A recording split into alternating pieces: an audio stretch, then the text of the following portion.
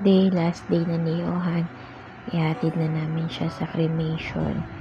Yan na, sinakay na siya sa elevator.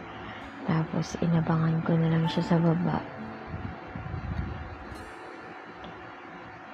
Yan guys, binababa na siya. Pagkababa, binuhat nila. Then, sinakay siya sa Starex. Yan siya nakasakay. Bali, kumuha ko ng 2 MMDA para mag-convoy sa amin kasi yung oras ng cremation is 3. Masasabay kami sa rush hour. Baka hindi kami umabot sa cremation na oras namin na which is 5 PM. Ayan sila guys.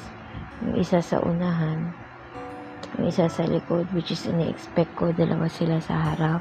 Hindi pala ganon.